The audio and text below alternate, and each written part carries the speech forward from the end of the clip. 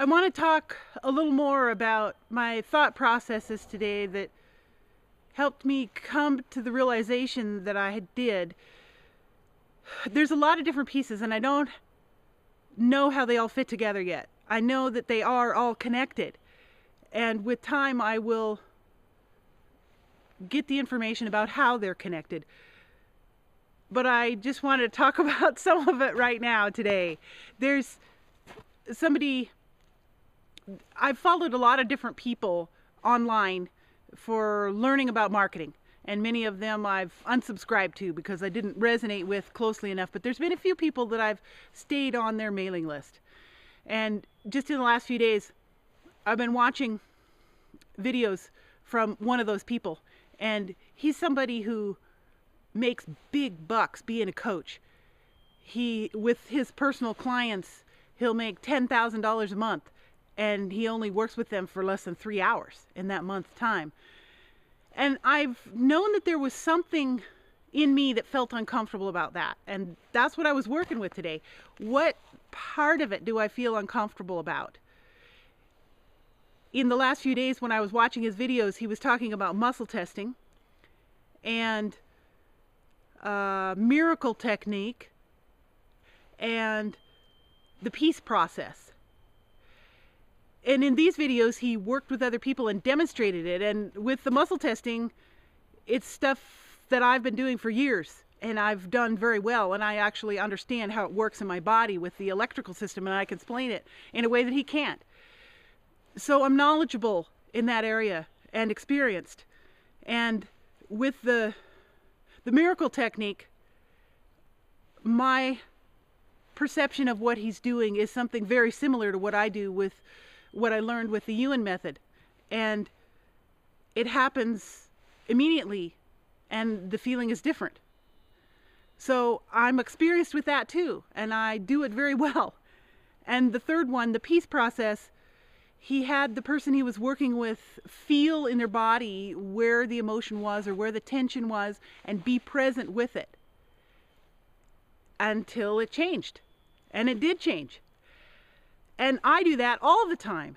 Ask people to connect in with their body and use their body as the connecting point, because healing occurs in the present moment.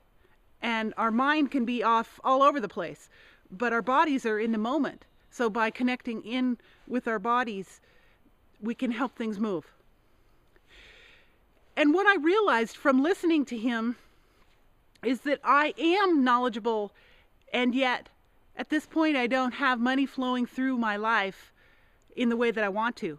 So I knew that the fact that I felt uncomfortable after listening to him was a sign that there was information for me there. When I follow the uncomfortable feelings, I always find more information about myself and in ways that help me live my life better. So I was working with that, and one of the parts that came up is seeing how money facilitates disconnection. The way it's been used in our culture, it's not money itself that does that, but it's the way it's been used. So I'll give you a couple of examples. One of them is, if I have horses and I need hay for my horses for the winter, and I don't have a truck to haul it in, but my neighbor has a truck, and I need to borrow it, only I have an argument with him. If I don't have money, I need to work through whatever's between us so that we both feel okay about me borrowing his truck to haul the hay. If I have money, I can just hire somebody else to do it. So that perpetuates, money used in that way perpetuates disconnection. If I have an argument with him and we're disconnected, with money I don't have a reason to resolve that. And another way that money disconnects is the way it's being used in our culture is so much of the time we are asked to leave behind parts of who we are in order to earn money.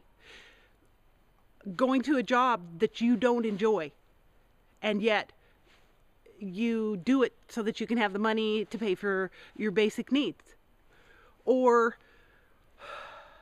mothers or fathers, any of them, having to leave family behind and maybe work out of town to earn the money to take care of the family. There are so many ways where in order to earn money, we're asked to only show up with part of who we are.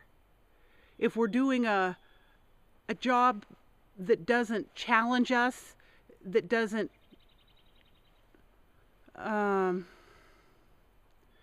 bring out the best of who we are, we're leaving some of us behind. So I saw today those two pieces and how they come together.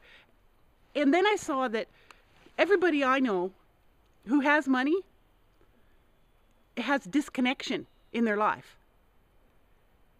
And suddenly I realized money has nothing to do with it. Because people who don't have money have disconnection in their life too. And somewhere along the way, I made a connection between disconnection and money. And they don't go together at all. There's many other places where people have money connected, like connected to value. Something is valuable if you pay lots of money for it. And that's been something I don't understand, because that's not true for me at all. I don't have that connection like most people do. Something is valuable to me because I choose that it's valuable to me. It doesn't have anything to do with money.